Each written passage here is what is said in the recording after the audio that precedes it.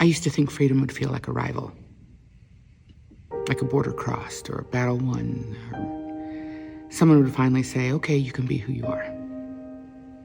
But freedom didn't come with permission. It came in the unraveling, when the story I'd built around myself got too tight to breathe. Not a breaking, a loosening, not an escape, an expansion. I realized I wasn't waiting on a key. I was waiting on the courage to stop pretending that the door was locked.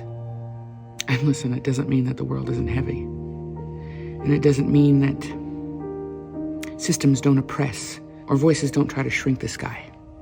It means something quieter, something a little harder to explain. There's a place inside of us that no hand can give and no hand can take away. A place where the self stops asking, is this allowed? And starts asking, is this true? Freedom lives there, not as a rebellion or a defiance, but as a resonance. It feels like the moment a note lands right where it belongs in your chest, like the hum underneath the noise finally becoming audible. I didn't become fearless.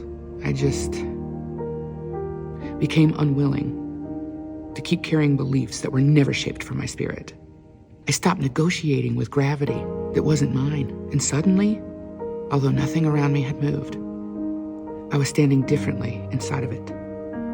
Freedom is not a revolution that you win. It's a remembering that keeps unfolding. It's asking you to release the version of yourself that survived by staying small and trust the one who knows how to take up space without apology.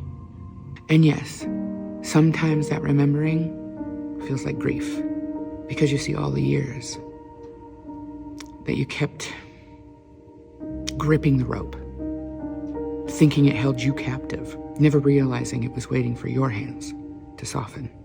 Here's what I know. Freedom doesn't shout. It doesn't demand witnesses.